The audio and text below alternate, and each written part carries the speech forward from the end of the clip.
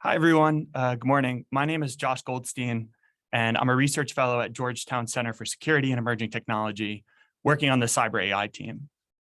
Thanks for joining us today for a conversation about large language models and the future of disinformation. And special thanks go to the external affairs team at CSET for helping put on the event, and for Cyber Week for including us in the community of events this week. In the news recently, there's been a lot of discussion of new types of generative AI models that can produce original text like GPT-3, or that can create original images like DALL-E. Some commentators have also warned about the risks of these models, how they could be used for harassment, disinformation, or even for influence operations. Today, we're joined by a panel of experts from industry, government, and academia who have done leading work thinking about language models and how they could be used for propaganda purposes. In just a moment, I'll introduce the panelists and begin the conversation with an opening set of questions. But after that initial conversation, I'll try to get to as many questions from the audience as possible. So please begin putting any questions you may have in the chat on Zoom. First up is Sarah Krebs. Sarah Krebs is the John L. Witherill Professor of Government, Adjunct Professor of Law, and Director of the Tech Policy Institute at Cornell University. She's also a non-resident senior fellow at the Brookings Institution and a life member of the Council on Foreign Relations. Her work lies at the intersection of technology, politics, and national security, and is the subject of 5 books and a range of publications in leading academic and media outlets. She has a BA from Harvard University, MSc from Oxford, and PhD from Georgetown. Between 1999 and 2003, she served as an active duty officer in the United States Air Force. Welcome, Sarah. Thanks for joining us today. Next, we have Girish Sastry. Girish is a researcher on the policy research team at OpenAI, where he currently focuses on issues related to the security, misuse, and evaluation of AI systems. Prior to OpenAI, he spent time as a research engineer in machine learning at the University of Oxford and as a data scientist at various internet technology startups. He holds a BA in computer science from Yale University. Welcome, Girish. Lastly, we have JD Maddox. JD is an independent consultant serving as Chief Technology Advisor to the US Global Engagement Center. JD is the CEO of Inventive Insights, LLC, a small national security consultancy, and is an adjunct professor of national security studies at George Mason. He's also a frequent author of national security commentaries. Prior to his role at Inventive Insights, JD served as a CIA branch chief, deputy coordinator of the US Global Engagement Center, an advisor to the Secretary of Homeland Security, and as a US Army Psychological Operations team leader. Sarah, Girish, JD, thanks so much for joining the panel. So I'd like to start off with a bit of background, particularly for those who may be interested in disinformation, but don't have a lot of background on AI or generative models. Let's start with Girish, who works at OpenAI on the policy team. Can you give us an overview? What are language models? What's required to make a model? Why are generative models such a hot topic of conversation today? Yeah, sure. Thanks, Josh. So I guess I'd say that language models are one sort of way at getting at one goal of artificial intelligence. And what language models do as a technological artifact is they're simply systems that take text as input and produce text as output. So you can do things like ask them a question, like write an article about a news event, or ask them to do arithmetic or various other kinds of tasks. You can kind of imagine the direction that language models are going in as a virtual assistant that you interact with over a text interface. And that kind of encompasses the ability to do all kinds of tasks that a human could do if you were talking with them over a text interface. Now, language models aren't that good yet, but that's the kind of holy grail that AI scientists are pushing towards. And you asked why now and how you actually make them. I think there are like 2 distinct reasons for why language models have kind of become so popular recently. And One is that there has been an explosion of resources available to build these language models. And so there are really three key ingredients to building language models. There's data, which is the text data that you actually show raw, untrained language models. And then you go through a process of training them so they know how to understand that text data. And now there's just a lot of data on the internet. And similarly, these language models require large amounts of computational resources. So there's been an explosion of both data and the available compute that's actually needed to reach certain capabilities. And next to that, there have been innovations in algorithms to actually be able to harness that data and compute. So yeah, I mean, as far as building them, they are quite expensive to build, but costs are decreasing rapidly. I think initial estimates for state-of-the-art language models said it took around maybe tens of millions of dollars to create state-of-the-art language models. But yeah, costs are decreasing really, really rapidly. Okay, thanks. It's super helpful background.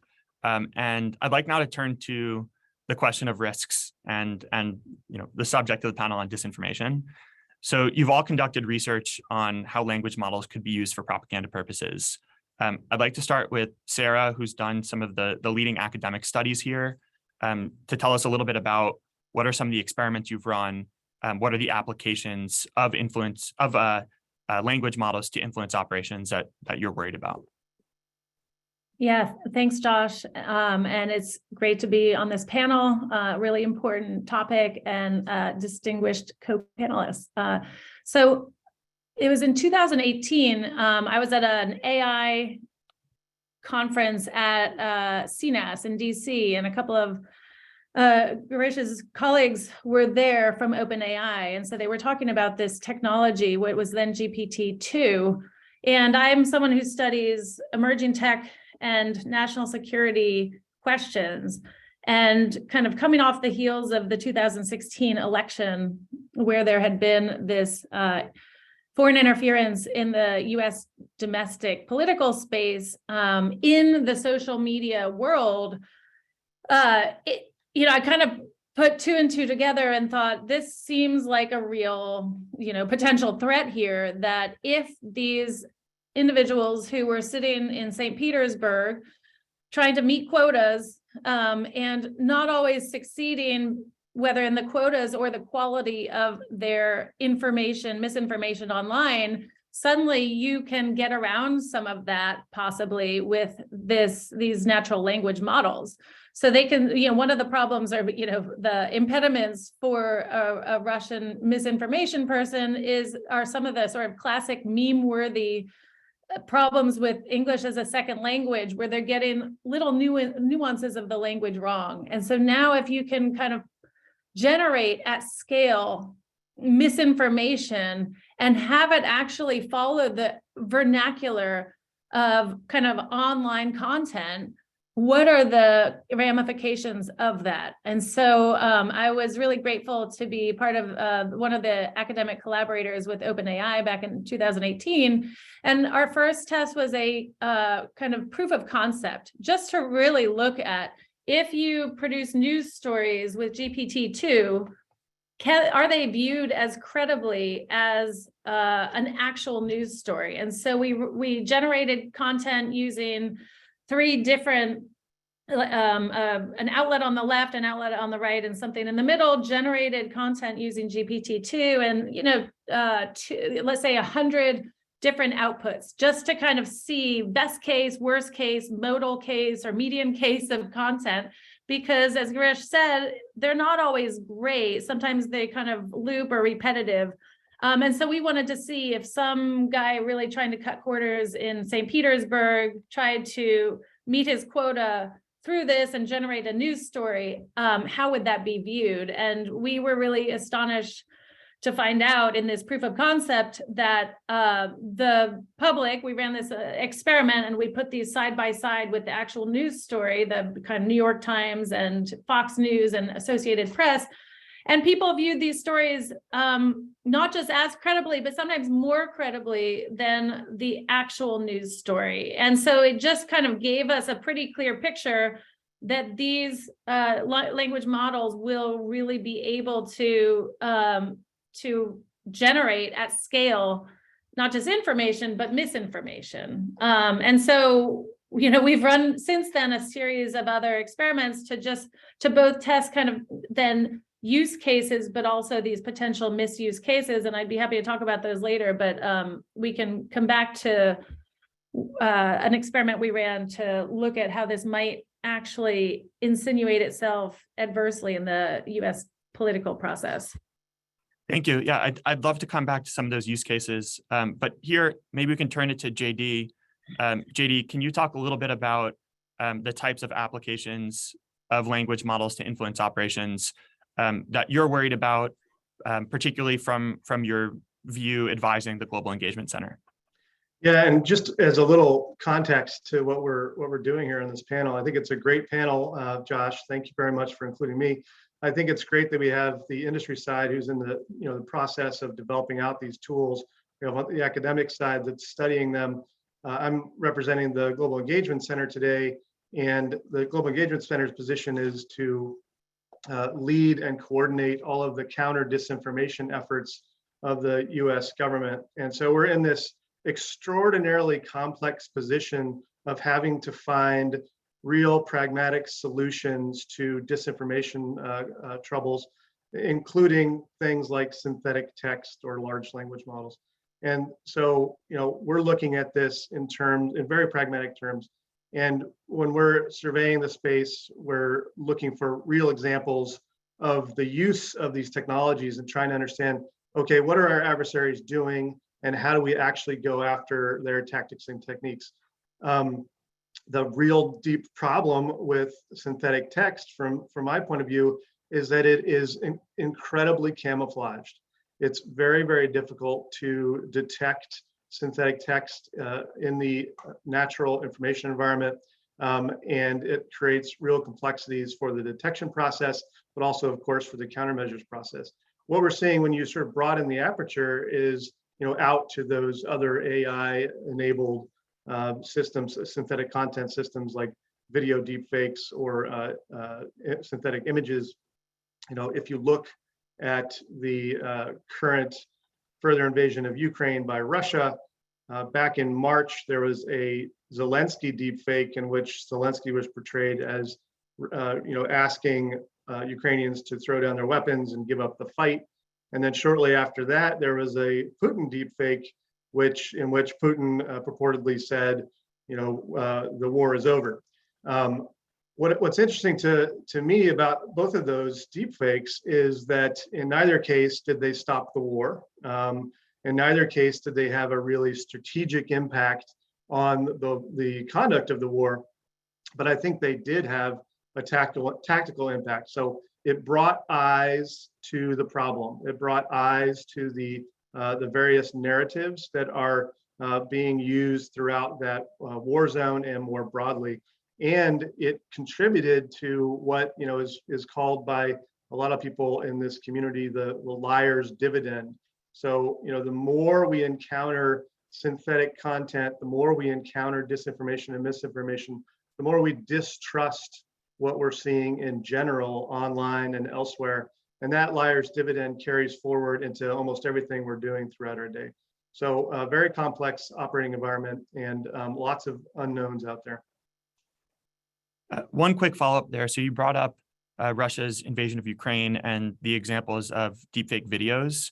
Can you talk maybe just for a minute about how the propaganda or disinformation landscape might look differently if language models were being deployed during this conflict? I think what Sarah is bringing up is exactly right. So you have a new technological capability that can essentially enable adversaries to swamp the information environment with synthetic text. So in practice, what these apps allow you to do is throw in a few words of text.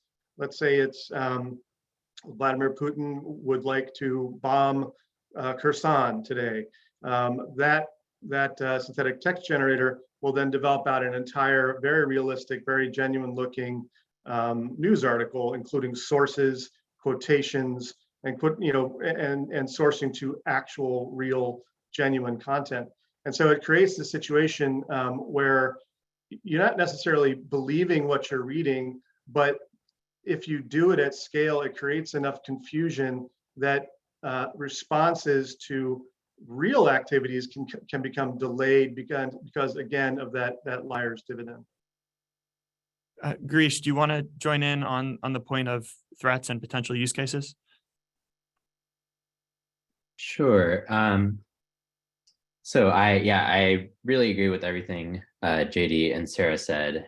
I think from my vantage point at OpenAI, I kind of have a front row seat to what language models might look like over the course of the next few years. And one thing I'm particularly worried about is disinformation in the context of interactive applications like chatbots and conversational assistants. So I think normally we think about like these synthetic text generation systems in the wild as like maybe distracting or polluting the information environment.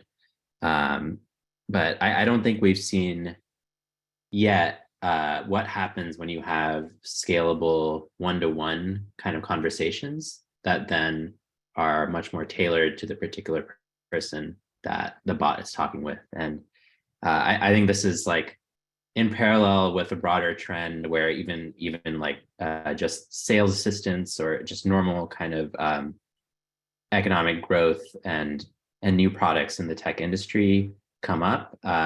Those may also be able to be poisoned in ways to like influence people and may seem innocuous, but may actually be persuading people to do stuff. Thanks. I'd like to talk for a minute about access and diffusion. So we've laid out a couple different ways that language models could be used to pollute information environments or for more targeted campaigns, and some threats that may come in the future, like Girish just mentioned, potentially influence operations via chat. Can you talk a little bit about the different options that are available to AI developers for how they grant access to their models? So this is a question to Girish, and then I'd be curious for Sarah and JD to weigh in on how quickly do we expect the technology to diffuse?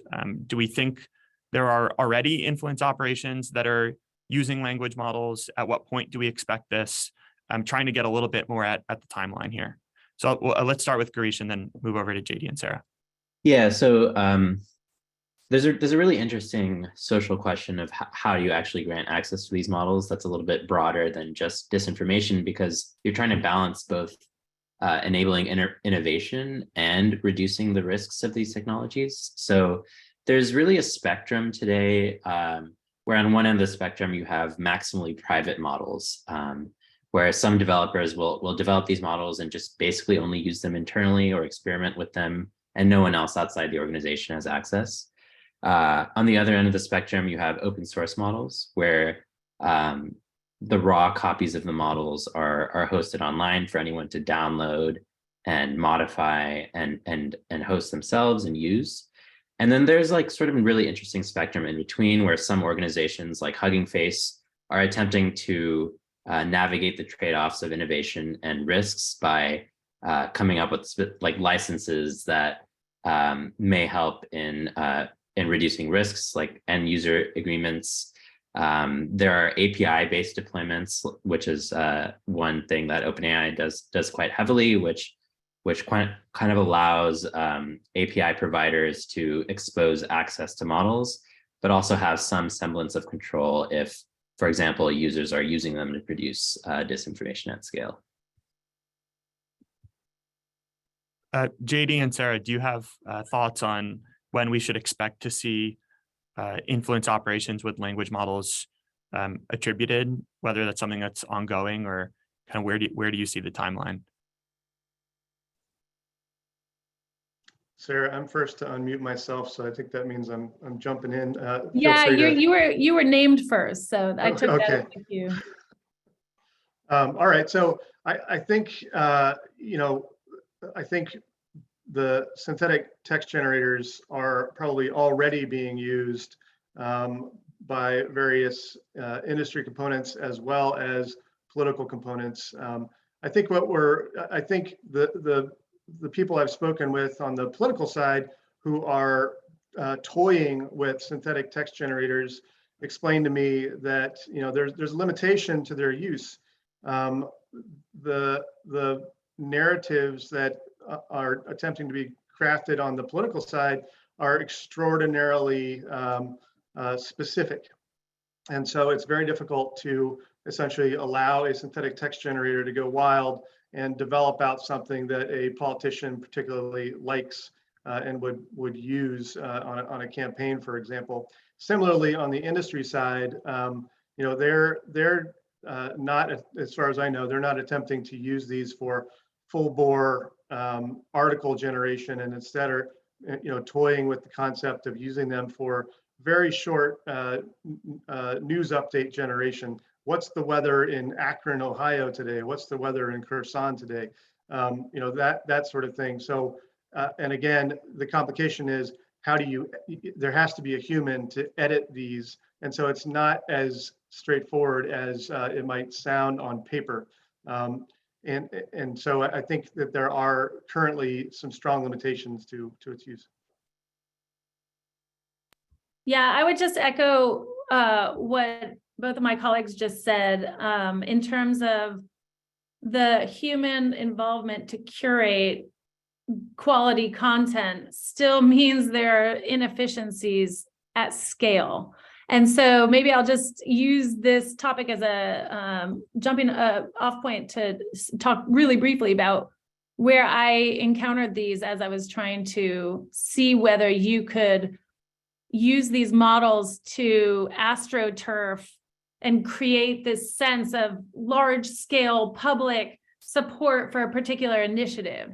And so we had students handwrite constituent letters of 6 different topics on the right and the left, so 12. And then we use those to train GPT-3 to write constituent letters. And then we randomized the handwritten and the GPT-3 generated content and sent those to 7,000 state legislators around the country. And this process was a colossal amount of time because you have to get all these different email accounts, and Google Gmail doesn't let you get those very easily for these reasons. And so that part of the process, and then sending these out, actually what we found, and I think this is kind of a good news story, was that there were quite a few members who wrote back and indicated that there seemed to be something suspicious here. And the total number we sent to any given legislator was 5. But what it suggests to us is that this is not ready in terms of kind of large scale misinformation. And picking up on Garisha's point about the kind of individual bot scale, I mean, I think that could be done today. My kind of question would be, what's the real impact of that? So you can do that with one person. I guess if that person is super influential, maybe there's a consequential impact, but I think we have a real scale issue that is a current limitation to these models. I think that segues to a question I had about mitigations, because you're highlighting that the bottleneck may not only be the language model, it may also be the infrastructure that'd be required to create a campaign at scale, whether it's email accounts or social media accounts that may get flagged independently. So turning to mitigations, what do we think can be done about this emerging threat? JD, I know you're working with the government on preparing for both AI-enabled influence operations, but then also influence operations or the issue of disinformation more broadly. Can you talk a little bit about what the Global Engagement Center or the DoD are doing in this area? Yeah, absolutely. I'm happy to. And I should mention, by the way, that the Department of State, the Global Engagement Center, is focused exclusively on foreign disinformation and propaganda. So there's absolutely no interest in the domestic environment right now. But as we're looking at that foreign disinformation and propaganda environment, we've taken a step back and we've had an independent assessment conducted called Weapons of Mass Distraction to try to understand what are the human vulnerabilities to disinformation and propaganda. And we've, of course, had years of practice and discussion with academics and industry to try and understand what actually works in this space. And so we've essentially categorized our countermeasures into two different very basic categories. So we look at the supply side countermeasures. Those are countermeasures that are useful against disinformation before it has actually entered the information environment. And we also look at demand side countermeasures. So those are tools that are useful against disinformation after it has already entered social media or other information environments. And on the supply side, before it hits the information consumer, we're looking at a broad array of technologies because we have to acknowledge that there is no one singular solution to this. It's going to be multiple technological countermeasures. It's going to be multiple approaches to the problem. So we're looking at content authentication, which are apps and tools that essentially watermark original content so you can understand where it came from, where it's been, who owns it, that sort of thing. Demonetization technology, so trying to understand how advertisements and other monetized content are moving throughout the environment so you can cut off that monetization to disinformation originators and others. We're also looking at gamified media literacy tools. So the Global Engagement Center has a great game out there called Harmony Square. You can go to harmonysquare.game and play it today. It is Cambridge University assessed that it has a 16% improvement on players' ability to actually identify disinformation and flag it after they've seen it. So that's a very good outcome. And that game has been played by hundreds of thousands of people globally. It's now in 18 languages, so hopefully very effective. Over to the demand side, we're very interested in detection capabilities. I think that this community online will probably come to me and say, detection is a cat and mouse game. Yes, it is a cat and mouse game, and it's a necessary cat and mouse game.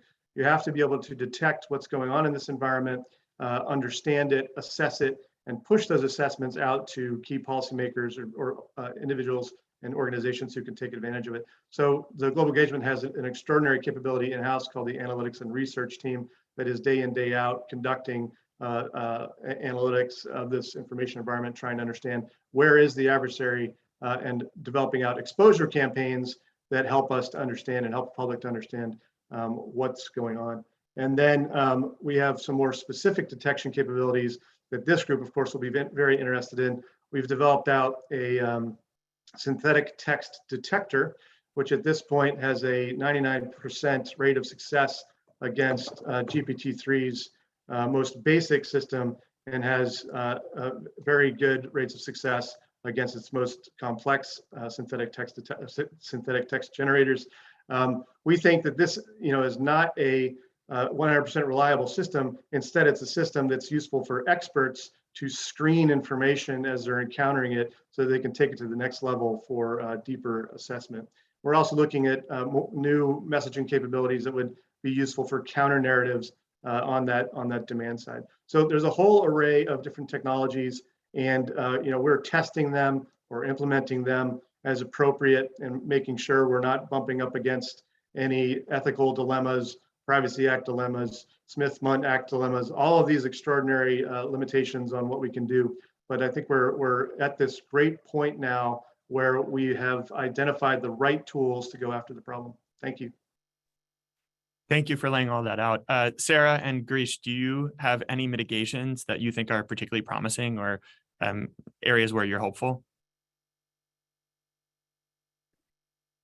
Well, first, I want to say that I'm really heartened to hear that the government is on top of this. Because I think the array of mitigation that you outlined, JD, seems really systematic and thorough, which is great.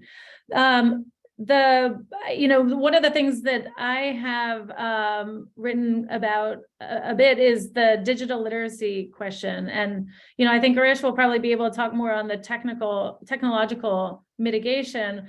But one of the things in looking at all of these outputs of GPT-2 and 3 is the little both grammatical and factual errors that come up. And that, just as a slight kind of parenthetical here, is that because it's trained on internet content, and internet content has a lot of these kinds of errors themselves, like on Reddit, it's not surprising that these outputs have those as well. And so I think digital literacy is an important part of this, where people can be told kind of what to look for. What does synthetic content look for? What are the hallmarks of it? And those little factual errors, those kind of little repetition loops, especially again in content that hasn't been carefully curated, would be things to look for. But I think that that's something that the public needs to kind of be more aware of. And maybe that awareness would come once or if these tools become used more widely, which, as we were saying before, they aren't. I do feel like the big question right now, this is less on mitigation and more on what is the concern, is that just more generally, there's such kind of trash out there online that people are in a sort of a democratic context. One of the big threats here is just that they discount everything, that they can't make sense of what's true, what's not true. And so they'll just jettison everything and not kind of trust when it comes time, this liar's dividend, not believe content that they need to follow through on when that time comes, if that time comes from kind of public health authorities or government authorities.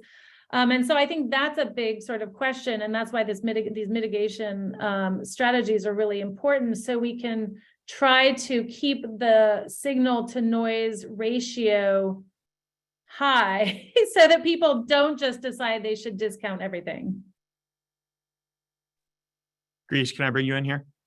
Yeah, so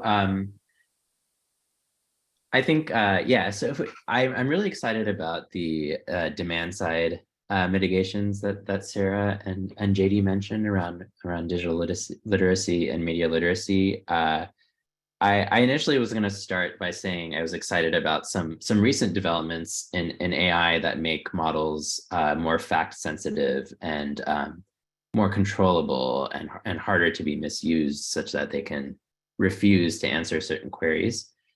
The problem with that, though, is that it only applies to the institutions that will actually implement those kinds of techniques in creating their models. And then, as we know, models are diffusing quite broadly. I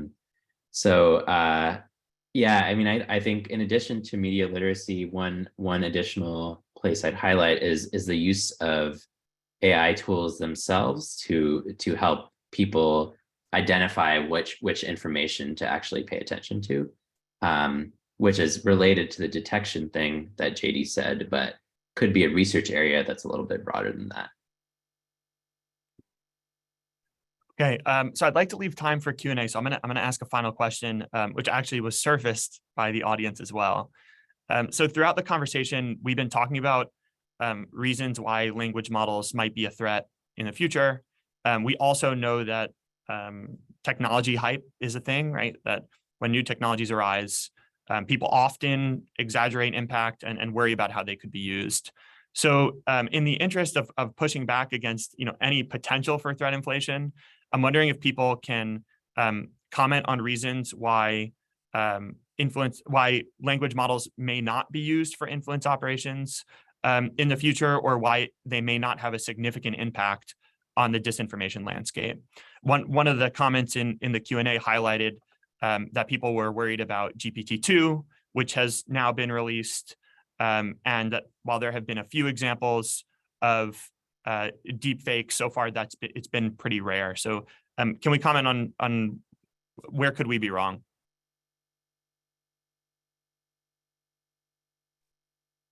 JD, maybe you can start here. Yeah, I think one way to approach this is to sort of think about our society at large. Why we might be vulnerable to these things, why they might be effective in this space. And I think that the narrative about AI and synthetic content, synthetic text in particular, gets us to this defeatist place where we're talking about a post-truth society and how we're all super vulnerable to this stuff. I really don't believe that. I hear it all the time. I don't buy into it. Maybe I'm just an optimist and I'm on the wrong side of this, but I do think that people are skeptical enough of information that they are taking steps to try to understand it. That's a very general statement, I know. But I think that we're increasingly skeptical and it probably in a good way. I think that what's really at risk is not truth, but it's trust. And so, it is, again, that liar's dividend. We have begun to distrust the organizations and the individuals around us who used to be in pretty significant positions of influence and now are questioned regularly. So that skepticism has kind of moved right along to a point of almost jaundiced skepticism. But I think when you think about synthetic text generation in that context, there are some limitations to it. But I think it's going to get smarter and smarter. I think that the systems are going to become less detectable. The output's going to become less detectable. And again, it's going to be highly camouflaged by all the information around it. So very difficult question to answer, Josh. Good question. Maybe I'm hedging a little bit, but I think that people are mentally equipped to handle a lot of it. But we're up against when it becomes a perfected technology, we're really up against a much different problem. Sarah? Yeah, no, I think it's also kind of a difficult analytical question that you asked. I tend to think that there's a lot of threat inflation out there just in general.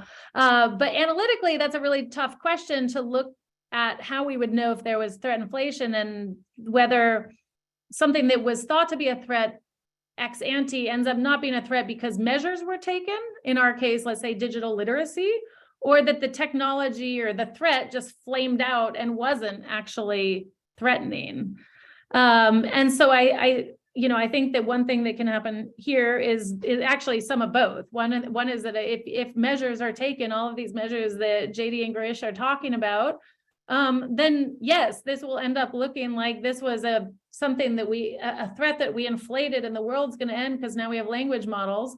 But the other side of this is just that, as I said earlier, I think these language models still require a lot of human intervention and curation to actually have kind of large scale nefarious impacts. And so there are those limitations of the technology, and some of those I think will get better, but maybe some of those, one of the things that makes this really hard, not just because there are these outputs that sometimes don't make sense, is that they have to be kind of packaged in a way that you would see them in their analogous environment. So if you're trying to, as we've done, look at misuse cases of a legislator, a political official on Twitter, you not only have to kind of come up with tweets, but then you have to nest it in the right number of characters.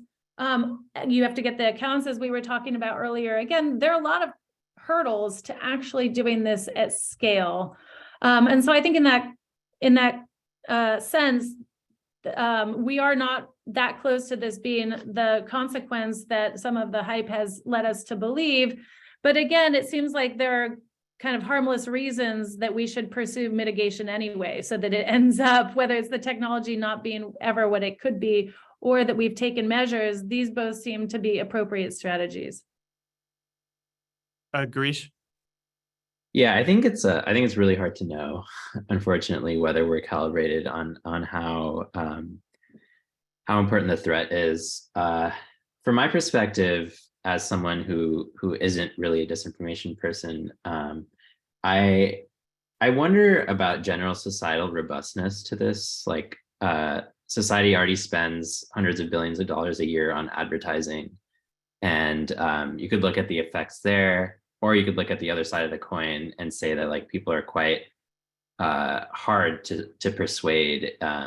Maybe there are like smaller events that influence people's opinions on topics, but it seems pretty plausible to me that people are pretty robust. But I really am not sure. Can I just jump in really quickly in that? Because it dovetails so nicely with one thing we found in our 2020 study that using GPT-2 is that people found that this content was really credible, but it changed almost no one's mind. And that's, I think, the double-edged sword of polarization, which is that people are pretty decided on what their views are on these policies. And it's really hard to persuade them to change their minds. And so that can be a form of kind of political psychological resilience to these forms of misinformation. Thank you so much. I'm now going to turn to some questions we're getting from the audience. So we have about 3 questions on domestic versus foreign threats. As these models become increasingly accessible and open source, are you more concerned about smaller groups or fringe organizations getting access to LLMs, or are state disinfo campaigns still your primary concern? So I'd like to throw that question to JD and Sarah, and then maybe Girish, you could weigh in on who has control of these models now. Sort of what does the international landscape look like? Yeah, I have to give a bureaucratic answer, and I'm sorry about that, but I think that the Global Engagement Center has been tasked with countering foreign disinformation propaganda from state actors as well as non-state actors. So, we're looking at major adversaries and their uses of these technologies, but we're also looking at non-state actors, terrorist organizations, and others who may be using them. So there's really no sort of organizational limitation on what we're trying to assess. Instead, we're going after the use of the technology more generally. Sarah?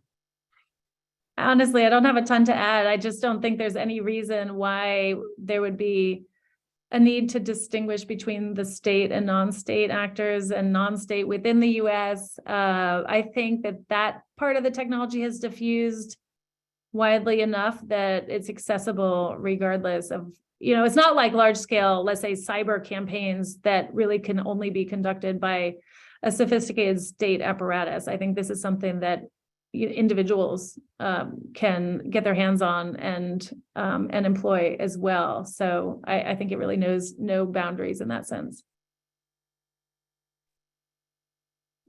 Yeah, I guess so. On the access question, it does seem like there's this pattern of really a few organizations being at the frontier and models being distributed in a way where there's only a few actors with like the best models, and then there's a long tail after that. The problem with that picture, though, is that the waterline of capabilities is going down every year. So even if the state-of-the-art models took millions to train a few years ago, I think there's realistically probably around 2 orders of magnitude of improvement. So it's hard to discount small organizations. I should say also that we have a paper coming out that tries to look at this question about the access and diffusion of language models, and we do see that actors in China and other places have quite close to state-of-the-art language models. And I think if these models are in fact useful for things that are actually helping people and providing economic benefits, that's another reason to be worried about the broad diffusion and also misuse of them. There are a few questions related to the US potentially using language models for offensive operations or psychological operations. One of them is the Pentagon is reported to be reviewing its clandestine psychological operations after reports of campaigns employing inauthentic accounts, false news sites, GAN-generated images, etc. Does the panel have a view on whether the US or democracies generally have an obligation to swear off the use of LLMs or other synthetic techniques in order to not contribute to the liar's dividend JD described? So would anybody be willing to weigh in on, if not taking a yes or no stance, kind of how you view potential risks if the US uses this in offensive tools as an offensive tool, and what are maybe the risks of not using this for strategic messaging purposes? Yeah, I'm happy to jump in. I think there's this resounding phrase going around the Department of Defense and other organizations that a private can shoot an M4, but only a general can drop a tweet, and that says a lot. I think there's extraordinary worriedness about the use of these technologies, and you're not going to see any organization in the government jump into their use without incredible dialogue and discussion and lawyers to think through the ramifications of it. And again, going back to the pragmatic use of these tools, if the intent is to find a technology that automates the dissemination of information as a counter narrative or other form of dialogue, then synthetic text really isn't there. So it requires a lot of editing still. It requires as many humans as it took to send a regular fax or whatever else over to somebody. So it's not there yet as that kind of tool. And I think that people are very, very sensitive to the points that everyone in this group is probably bringing up about its use. I want to be a little provocative here and ask why these would be different from dropping leaflets of information. And what would be different here is not, I'm thinking about kind of Voice of America, and they have outputs, and they're writing stories that I don't think are propaganda, but it's content. Is there a way in which these language models can be used for kind of creative information, strategic communication of, I don't know, Iranian domestic audience, so that they each get not a boilerplate, we just generate, we have one message and everyone's getting that same message, but they're tweaks on the same theme, which, I wonder why that would be considered unethical when we've engaged in strategic communication and propaganda for centuries. Now we're using kind of technology to do it, but it's not clear to me why that is nefarious when kind of people kind of sitting here and writing the same message would be considered benign. JD, do you want to follow up? Yeah, it's a good provocation. I think that you're onto these same issues that we're talking through. But if you were to sit in my office and deal with the extraordinary layers of permissions that it requires to push out any piece of information within this bureaucracy or any other US bureaucracy, you would recognize pretty quickly that it would be very, very difficult to implement an automation technology like this in this situation. So again, it comes down to the practicalities of its use, and it just isn't there as far as I can tell. Greece, do you want to add anything, or should we go on to the next question? Okay, so we have two questions about international cooperation. Given that most global governments are taking steps to mitigate the harms of synthetic media, how can the Global Engagement Center support international synthetic media forensics or attribution efforts? That seems like it's pretty tailored to JD. So JD, can you talk a little bit about whether the Global Engagement Center is partnering with other countries or what it could do moving forward. Whether the GEC is partnering with other countries on what specifically? I apologize. On attribution efforts for synthetic media. Oh, I see. So the efforts that we've undertaken for attribution, are mostly within our internal analytics and research organization, which again, day in, day out is focused on detecting disinformation and attempting to assess it in the context of what our adversaries are doing internationally. So whether it's Russians, Chinese, or Iranians, or terrorist organizations, they're trying to understand, where did this stuff come from? How did it originate? How is it affecting the information environment? And to my understanding, I'd have to get back to you on specifics of exactly how they're interacting with foreign partners on the attribution effort specifically. But in general, the Global Engagement Center its intent is to be that interactive organization with foreign partners, with the attempt to find those useful bridges and find those narratives that are useful to both sides of the international bridge. So I'm not sure if there's if the question is about limitations on relationships with foreign organizations, but I don't think so. There have been a few questions about areas for future research. So where is future research warranted? What are current research gaps?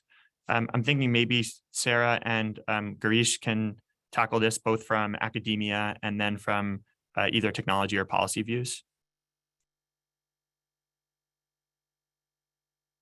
Go ahead, Girish. Yeah, so I'd be really excited to see people in the AI space try to think more about how they can actually take some of the interesting research that's happening in the corners of archive and turn that into tools that people can use to help them understand information better and help them make decisions and decide which information to trust based on its content. One way you can think about this is that if in fact language models are learning something about the meaning of language, then we should be able to use them defensively to help us understand language better and help us decide which things are credible and not. I do think it would be very interesting to be looking at non-English language models, because that is, English is a big part of the internet, but it's not the only part of the internet. And as Girish had said, the Chinese are doing a lot of generation on this side. And GPT-3 has been shown to be pretty competent on certain languages, but I don't think there's been a lot of empirical work to see whether it's as effective as in English. And so I think that would be kind of another extension of some of the work that has been done on the English side. Thank you. We probably have time for one or two more questions. So we have a question on government industry partnerships. How do governments and industry work together on identifying and preventing or combating disinformation, particularly when it comes to disinformation in the midst of military conflicts? I guess that's for me. So one of our core efforts is to attempt to bridge that between the U.S. government and industry, and attempt to have those open lines of conversation, and so that we're not caught flat-footed when another event such as Ukraine or a terrorist group like ISIL. We want to make sure those lines of communication open and very useful. What we've done on the technology side is to pull on every possible technological capability on the industry side, try to understand what is useful in this space, how can we put, and how can we essentially push that information about best practices out to our US government and foreign partners. That has gone pretty well And I think, that array of technologies that I described earlier, because of those relationships, and those are only getting better, I think. Sarah and Grish, I'm curious if you can comment here, even if it's less focused on government industry in conflict, maybe government industry in steady state times. How does OpenAI think about partnerships? Maybe social media and government specifically for Sarah. Grish, I see you nodding. So can we start with you and then we'll go to Sarah? Yeah, so the way I think about it is like OpenAI and other AI developers have a lot of information about the content piece, and that's like one piece of the puzzle. But to really put the puzzle together, we need the content, we need the content dissemination infrastructure, and we need to know a little bit about the threats. And I'm very excited for that sort of information sharing to happen. I think, that's like one of this is like sort of a collective action problem, and this is one of the more obvious ways to help with that. Yeah, I think this is super important, the public-private partnerships, and we see this in the cyberspace, and for good reason, and it's that a lot of these developments are happening, sort of the innovation is happening on the private sector side, but having public sector ramifications. So I think those partnerships are crucial, and it's good to see that they're happening. So we only have 2 minutes left. I'm wondering if there's anything that any of the panelists didn't get to talk about that you feel we missed, or any closing words. So I'm going to give JD the first opportunity, then go to Sarah and Girish to close it out. Thanks again for having me on this panel. I think it's fantastic. I apologize, my getting glitchy, but I would just like to say, one thing at the end of this, which is that the biggest problem we have right now with tech implementation, it's not with understanding the information environment. It's really with to people how technologies can be used for good, and how these technologies can be used as countermeasures and get use at scale. And that's one of the core problems that we're facing. And I'm hopeful that through conversations like we inch forward a little bit more in that. JD, I'm really glad you brought up the tech for good, because that speaks to one of the questions actually that was in the chat. And I just want to say that I did not say anything about faking the identity of troll bots or attribute that to the Voice of America. I think they're doing really good work. What I was trying to suggest is there may be some tech for good aspects of this, wherein, we have people who are trying to write really informative, strategic communication pieces. Why not let them kind of have it, this handmaiden to creativity? And again, it's kind of a provocation, but I think it's just important not to kind of paint too broad a brush with a whole kind of technological category as a whole, but try to be more nuanced in how we're thinking about the use and misuse cases. Thank you, Girish. Yeah, one thing I'd say is to kind of uncover that nuance. I think we need a lot more research and researchers coming into the field to study this intersection of AI and disinformation. I think we've had pioneering researchers like Sarah, but there's just so much more we could do, and the technology is moving really fast. So I'd just be really excited to have more people thinking about this from all sorts of different angles. All right, huge thanks to you all for joining the panel today.